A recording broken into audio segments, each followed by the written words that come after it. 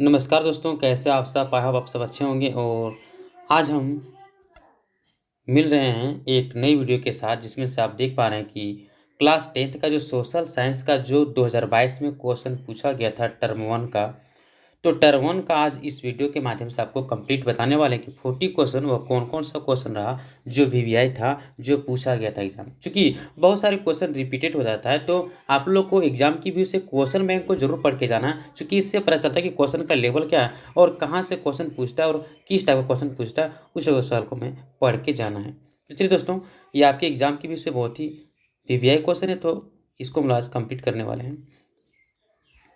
सबसे पहले आप देख पा रहे हैं क्वेश्चन नंबर 1। क्वेश्चन नंबर 1 का था कि फ्रांस में प्रथम विद्रोह कब हुआ था। फ्रांस में प्रथम विद्रोह कब हुआ था? ठीक है, तो यहाँ पे ऑप्शन दिया है जुलाई 1830, 1815, 1821, 1832। बस इसका सही आंसर क्या हो जाएगा? 1830। ठीक है। नेक्स्ट, अगर सेकेंड क्वेश्चन की बात करें, तो अगर इसे थोड़ा सा हम आगे बढ़ा लेते हैं। सेकेंड क्वेश्चन कहता है कि निम्न में से किसका विश्वास था कि ईश्वर की मर्जी के अनुसार जो राष्ट्र है ही मनुष्य की प्राकृतिक इकाई थी, ये किसने कहा था? तो जोसेफी मैसिनी ने कहा था। ठीक है। क्वेश्चन नंबर 3 को आगे बढ़े, तो क्वेश्चन नंबर 3 क्या कहता है? Next question, question number 3। निम्न में से कौन सी घटना पूरे यूरोप शिक्षित अभिजात वर्ग में राष्ट्रीय भावनाओं का संचार किया? इनमें से कौन सी घटना था जो यूरोप के शिक्षित वर्ग के लोगों को राष्ट्रीय भावनाओं का एक संचार किया था, मतलब फैलाया? तो ऑप्शन नंबर एक आता है नेपोलियन का आक्रमण के कारण, यूनान की स्वतंत्रता संग्राम के कारण। और यूनान की स्वतंत्रता संग्राम कब हुई थी दोस्तों? तो इसका 1821 में हुई थी। क्वेश्चन नंबर हम 4 की ओर आगे बढ़ें। 1848 में यूरोपीय देशों के किसान मजदूर किन कारणों से विद्रोह कर रहे थे? 1848 में यूरोपीय देशों के किसान जो मजदूर थे, वो किस वजह से विद्रोह कर रहे थे? इसका राइट आंसर हो जाएगा कि गरीबी के कारण, बेरोजगारी के कारण, भुखमरी के कारण, इनमें से सभी के कारण हो रहे थे। क्वेश्चन नंबर 5 की ओर आगे बढ़े, तो देख रहे हैं कि निम्न में से किसने अपने उद्देश्यों के प्रसार के लिए अंग इटली नामक एक गुप्त संगठन बनाया था? जिससे कि आप दोस्तों जोसेफी मैसी ने बहुत ही वीवीआई देख पा रहे हैं आप। इससे 2-3 सवाल पूछे गए हैं। सबसे पहले इसने क्या कहा था, एक ये सवाल बनता है। दूसरा, इसने यंग यंग इटली और यंग यूरोप नामक जो संगठन बनाया था जो गुप्त, इसके बारे में भी पूछा गया है। क्वेश्चन नंबर 6 कहता है कि प्रथम विश्व युद्ध में रक्षा व्यय में भारी इजाफा होने के कारण खर्चों के भरपाई के लिए निम्न में से क्या किया गया था? मतलब जो वर्ल्ड वार के कारण जो आखिर अधिक खर्च हुआ, तो उसके कारण क्या हुआ था? तो सबसे पहले युद्ध के नाम पर कर्जे ले गए, ये भी बात सही है। टैक्स में वृद्धि किया गया, ठीक है। सीमा शुल्क बढ़ा दिए गए, इनमें से सब हो जाएगा। क्वेश्चन नंबर 7 की ओर आगे बढ़ते हैं। क्वेश्चन नंबर 7 का था अहिंसा का धर्म सभी भारतीयों को एकता के सूत्र में बांध सकता है, यह विश्वास किनका था? कि अहिंसा, देखिए अहिंसा की बात तो सिर्फ गांधी जी करते हैं, तो आप इस लॉजिक से भी मार सकते हैं। इसका राइट आंसर ऑप्शन नंबर 1 हो जाएगा। अगर बात करें क्वेश्चन नंबर 8 का, जलियांवाला बाग मैदान में अमृतसर के गांव रहने वाले लोग किस मेले में शिरकत के लिए जमा हुए थे? मतलब कौन सा मेला लगा होता है जिसके कारण लोग जमा हुए थे? तो बैसाखी मेला। ये बहुत ही इजी क्वेश्चन था। क्वेश्चन नंबर 9 कहता है महात्मा गांधी द्वारा वायसराय इरविन को लिखे खत में सबसे महत्वपूर्ण मांग किस वस्तु पर लगाए गए, है ना, कर को खत्म करने के बारे में था? तो इसका मेन मुद्दा था नमक। ठीक है, नमक पर। और भी सारे 11 मांग था, लेकिन मेन नमक था, क्योंकि नमक सभी लोग यूज करते थे।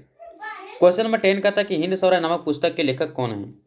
तो हिंद स्वराज नामक पुस्तक के जो लेखक हैं वो कौन है? स्वराज की बात महात्मा गांधी जी करते हैं, अहिंसा की बात महात्मा गांधी जी करते हैं, तो इस बात को ध्यान रखना है। और एक और सवाल आपको ध्यान रखना है कि हिंद स्वराज नामक पुस्तक जो लिखे थे, ये 1909 में लिखे थे। 11 का था कि जर्मनी के एकीकरण का श्रेय किसे दिया जाता है? जर्मनी के एकीकरण करने का जो श्रेय वो किसे दिया जाता है? ऑटोमन बिस्मार्क को। ठीक है। क्वेश्चन नंबर 12 कहता है कि चौरी चौरा कांड किस वर्ष हुआ था? तो 1922 में हुआ था, फरवरी 1922 में। नेक्स्ट क्वेश्चन की कहता है कि पवन द्वारा मैदान अथवा ढालू क्षेत्र से मृदा को उड़ा ले जाने की प्रक्रिया को क्या कहते हैं? तो पवन अपर्दन इज द राइट आंसर, पहला ही होगा। अब देखते हैं क्वेश्चन नंबर 14 का।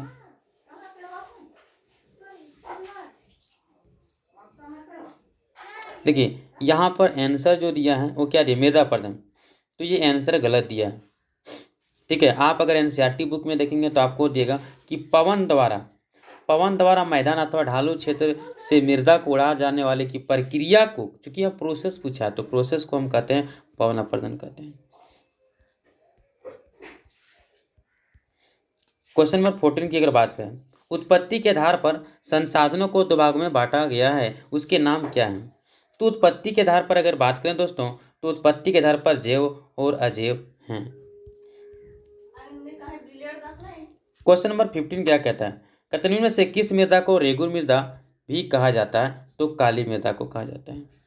क्वेश्चन नंबर 16 क्या कहता है कि जून 1992 में ब्राजील के किस शहर में प्रथम अंतर्राष्ट्रीय पृथ्वी सम्मेलन का आयोजन किया गया था? दोस्तों रियो डी जेनेरियो में किया गया था, जो कि ब्राजील में है। क्वेश्चन नंबर 17 बहुत ही आसान क्वेश्चन था, निम्न से भारत के किन राज्यों में खनिजों और कोयले के प्रचुर भंडार पाए जाते हैं? भारत के राज्य में तो सबसे अधिक कोयला भंडार बोले, खनिज के भंडार बोले तो झारखंड तो ये, झारखंड तो सब ऑप्शन में दिया दोस्तों, लेकिन झारखंड के साथ आपका छत्तीसगढ़ देखना है। ठीक है, झारखंड के साथ यहाँ पर अगर राजस्थान नहीं होता, ठीक है, राजस्थान देकर के गलत कर दिया, यहाँ पर गोवा देकर गलत कर दिया राजस्थान देकर के, तो इसका राइट आंसर हो जाएगा 4।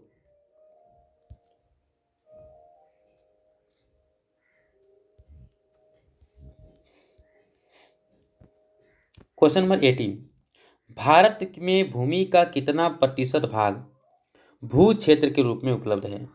तो भूमि आपका मैदान 43% है। ठीक है, और अगर पठार पूछता तो होता 27%। अगर पूछता पठार के जगह यहीं पे थोड़ा सा चेंज करते, मैदान कितना क्षेत्र है, तो 30%, नहीं, पर्वत कितना, पर्वत 30% है, पठार 27% है और मैदान 43% है। ये चीज़ को याद कर लेना, चूंकि जरूरी नहीं कि मैदान ही हमेशा बार बार पूछेगा, हो सकता है कि वो पठार पूछ दे, क्वेश्चन बदल दे। देश के क्षेत्रफल का लगभग 27% हिस्सा खनिज, जीवाश्म ईंधन और वनों के उपचार अपार संचय के रूप में किस क्षेत्र को जाना जाता है? तो पठारी क्षेत्र को। चूंकि भी बताएं कि पठार 27% है और पर्वत 30% है। एक ही क्वेश्चन को 2 बार पूछ लीजिए, ये क्वेश्चन हमेशा पूछे दोस्तों, ये हमेशा एग्जाम, जितना बार एग्जाम हुआ है एक भी खाली नहीं गया इस क्वेश्चन को। मतलब हमें लग रहा है कि ना ये बोर्ड एग्जाम में हमेशा हर साल में क्वेश्चन दे ही देता है कि पंजाब में भूमि निर्माण करके क्या करें, अधिक सिंचाई होगा। ठीक है, अगर बात करें अति पशुचारण का तो महाराष्ट्र में होता है। निम्न से किस प्रांत में श्रीधार या सोपान की खेती की जाती है? भी क्वेश्चन भी बार पूछता है, तो उत्तरांचल उत्तराखंड एक ही होता है। 1 मिनट, टोटल 21 तक पहुंचे ना, तो आप 22 में जाते हैं, थोड़ा सा जूम कर लेते हैं ताकि आपको आराम से दिखे। 22, भारतीय वन्य जीव अधिनियम किस वर्ष में लागू किया गया था? तो आप यहाँ पर 2 क्वेश्चन आपको बताते हैं। ठीक है, कि 1972, यहाँ ऑप्शन नहीं दिया आपको, बहुत आसान ऑप्शन दिया है। अगर 73 भी देता तो क्या दिक्कत है, इसको ऐसे याद कीजिएगा। पहले कलर थोड़ा सा बदल लें क्या, थोड़ा बदल के भी देख लेते हैं।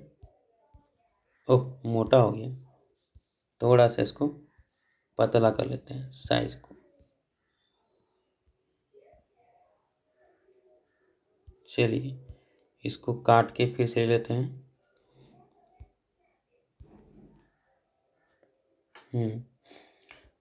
तो अगर कितना पतला हो गया, हाँ ठीक है,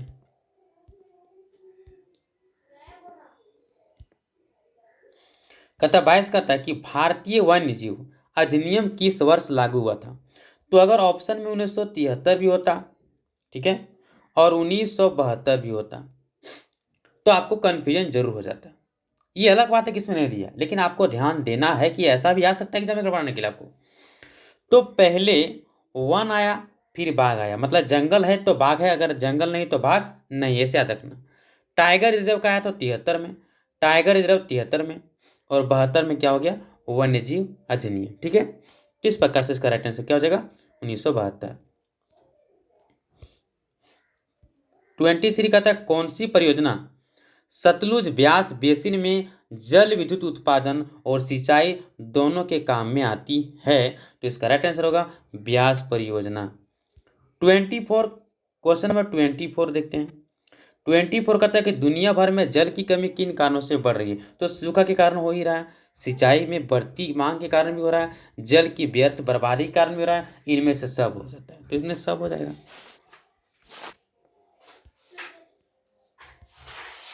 25 कहता है बेल्जियम में 1950-1960 के दशक में किन भाषा को बोलने वाले समूहों के बीच तनाव बढ़ने लगा है।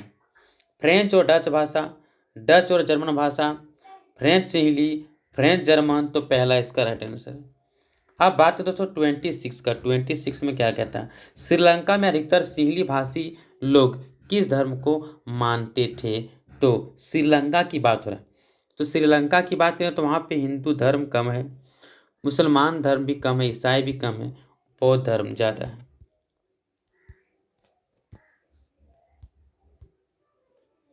27 लोकतंत्र के एक बुनियादी सिद्धांत के रूप में राजनीतिक शक्ति का स्रोत किसे माना जाता है। तो जनता को माना जाता है, सीधी सी बात है, इसमें नो बकवास। 28 कहता है सत्ता में भागीदारी की आवश्यकता कहाँ पड़ती है। तो जहाँ पर सबसे पहले जहाँ पर जरूर नहीं कि भाषा, क्षेत्र, जाति के आधार पर बटे हुए हो, समाज का विभाजन, क्षेत्रीय विभाजन, अलग अलग बड़े या राज्य छोटे राज्य में हो, प्रत्येक लोकतंत्र, जितने भी लोकतंत्र राज्य सभी को ये जरूरी है। तो इनमें से सब हो जाएगा। 29 क्वेश्चन नंबर, निम्न में से किस प्रकार का टकराव आगे बढ़कर अक्सर हिंसा राजनीतिक अस्थिरता का रूप ले लेता है। तो सामाजिक, ठीक है, सामाजिक हिंसा। अगर बात करें क्वेश्चन नंबर 30 का, तो संविधान और विभिन्न स्तर की सरकारों के अधिकारों की व्याख्या करने का अधिकार किसे है। दोस्तों ऑप्शन देख लेते 30 का क्या है। हाँ, 30 का ऑप्शन दिया है न्यायालय को, राष्ट्रपति को, संसद को, और यहाँ पर है प्रधानमंत्री को।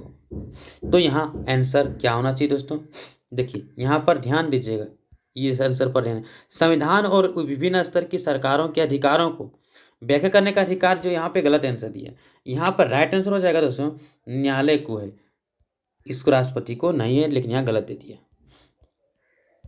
क्वेश्चन नंबर 31 की बात करते हैं दोस्तों। 31 क्या कहते हैं, कहता है पुलिस, व्यापार, वाणिज्य, कृषि और सिंचाई जैसे महत्वपूर्ण विषय किस सूची के अंतर्गत में आते हैं। तो पुलिस, व्यापार, वाणिज्य, कृषि की बात करें तो ये दोस्तों राय सूची में आता है। नेक्स्ट हम अगले क्वेश्चन की ओर बात करें। केंद्र शासित प्रदेश वाले इलाकों का शासन चलाने का विशेष अधिकार किस सरकार को प्राप्त है। दोस्तों केंद्र सरकार को प्राप्त है। नेक्स्ट क्वेश्चन, जब केंद्र और राज्य सरकार से शक्तियां लेकर स्थानीय सरकार को दे दिया तो उसे क्या कहा जाता है। दोस्तों सत्ता का विकेंद्रीकरण कहा जाता है। आर्थिक विकास के अंतर्गत सम्मिलित लक्ष्य क्या है। नियमित रोजगार, स्वतंत्रता, बेहतर मजदूरी, इनमें से सब होगा।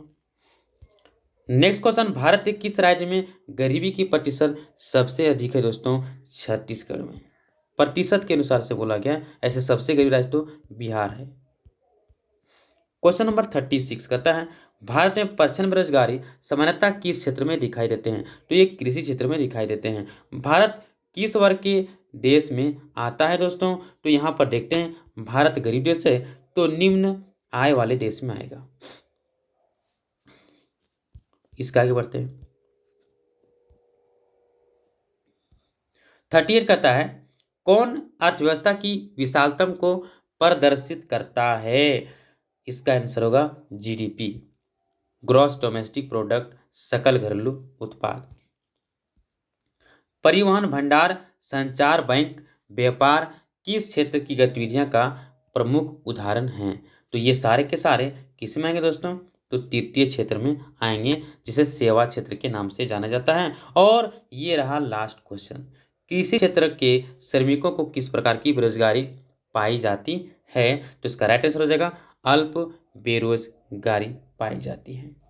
तो इस प्रकार से हमारा इस वीडियो के माध्यम से जो क्वेश्चन था वो 2022 में जो क्वेश्चन पूछा गया था, है ना, PYQ, ये आप लोग को करा दिया गया है ऑब्जेक्टिव। तो इसके अनुसार से आप एग्जाम में तैयारी करें कि कहाँ कहाँ से क्वेश्चन पूछा गया। इसी से बहुत सारा क्वेश्चन रिपीटेड रहेगा एग्जाम में, तो इससे जरूर पढ़ के जाएं। तो मिलते हैं नेक्स्ट वीडियो में। तब तक के लिए धन्यवाद।